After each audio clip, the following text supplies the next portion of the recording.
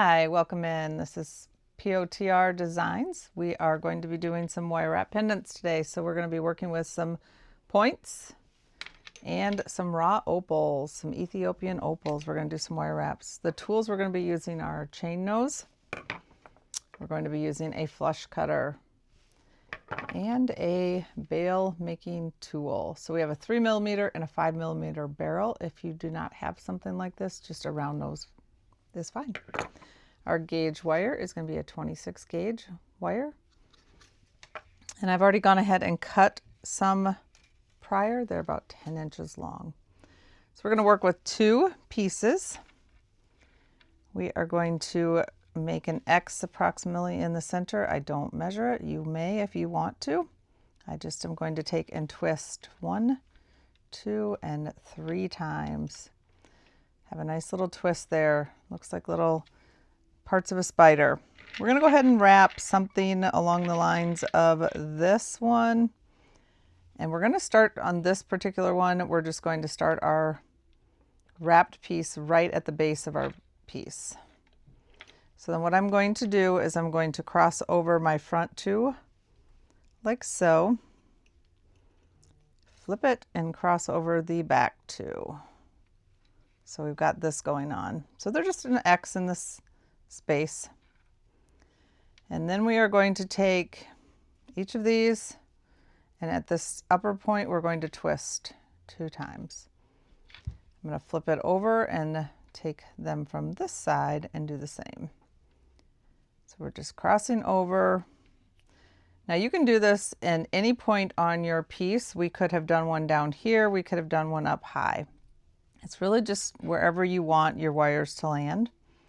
Now we're going to take from the front 2, and again we're going to take them and crisscross them and twist. So on this particular one I wanted to make sure that it is catching the front, and I'll show that on the back. So this piece right here I'm going across and across there so that they're catching the top part of the piece, and again 2 wraps like so. And now we're going to take our front and our back and make them merge together. So I'm going to take my front 2 wires, the back 2 wires, and just start twisting. And you'll start to see we're going to get just a nice little spiral going on. And then we are going to make it about 1 inch long. Like so. I'm going to go ahead and use our bail tool. At this point, you'll want to decide which is your front and which is your back of this. I'm going to do this side. I've got a little bit more opal showing on this one. I'm going to go ahead and grasp that with just a little bit of space at the top, wrapping it around the 5mm barrel, and then come in between that little space that we left. So I'm going to grasp it, pull nice and tight, and wrap around at least twice, maybe 3 times, depending on what you want for a fullness on that. When you remove that barrel, you have a nice little wrap there. And then I do want to cut this at an angle, and I'll explain why. So see how I'm going diagonal on my piece? By doing that, it allows each of the wires to end at a different spot so that when we finish wrapping, they don't all end at the same stopping point, so they don't end up in like a little clump there. So we're just going to continue with our chain nose. We're going to go around and tuck those in. And you want to really be cautious with that and make sure that there's no sharp edges on that. And there you have your first pendant. Like I said, you can wrap a couple of times. You can do 1 or 2 wraps. On this one, I wanted to do as little as possible. So just making sure that it's not going to come out. So there is our first pendant. So let's go ahead and start again. Now this one is going to be a little bit different because we have a point at the bottom, so it doesn't have a flat space. So we have to do something to allow for that. So instead of starting exactly in the center, I am going to start just about maybe a 1/2 inch past my center, and I'm going to make my first twist. So I'm going to go ahead and do my X and twist that 3 times. All right, so on this particular one then, we're going to use our point. We're going to start on the side of our piece instead of at the bottom like we did. So we're going to hold that to the back. We're going to flip this around And now we want to make that same wrap on this side. So I'm going to twist 3 times. There's 1, 2, 3. And then every time you make your twist, you want to lay it flat against the stone. So now that's going to mimic this side of the stone. Okay, so you want to remember this is the front of your stone. You're going to take one from the right front and the right back. And we're going to take those 2 and we're going to do 2 twists. So there's 1 and 2. And then lay it against your stone. Flip it over and then do the same thing to the other side. 1 and 2. Lay it against the side.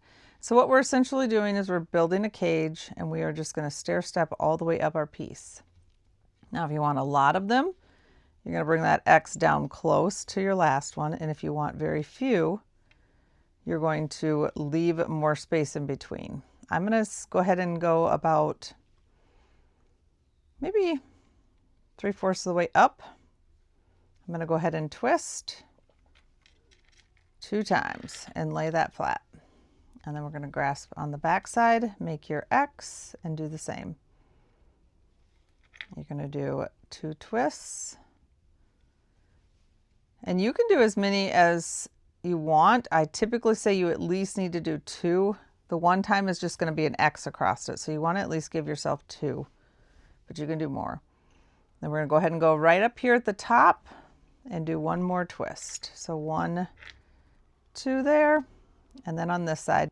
So now this one has a little bit of a point on here, so we want to go above that point. We don't want to actually wrap there. So we're going to wrap right above it, like so. And we're going to encase that point in. So we've got 2 wraps there. And now we want to merge those 2 together. So we're going to bring our pieces together. I've got the ones from the right side in the front and the left side in the back, and then you're going to grasp both of those together and twist. And again, we're going to do that twist all the way up. Let's say you wanted 4 wires. Let's do a little variation here. Typically I do this little twist here, but let's just say we wanted some wires just to be plain there. I did about 3 twists. I'm going to put my barrel on and we're just going to wrap this around. And then we're going to come in and we are going to wrap it around the base that we just twisted. And sometimes our wires are going to end at different spots because I didn't have them exactly even on either side, and that's okay. We're going to take that out.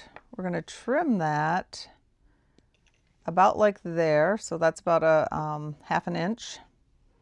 We're going to finish up the one that's sticking out right here. We want to make sure that that one's not sharp.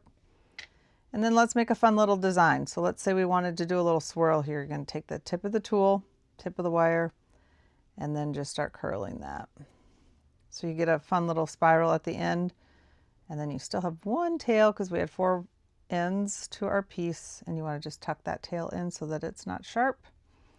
You got your little bails here. We're going to stretch those out and then give yourself a little separation like so, and you've got just a nice variation in that bail.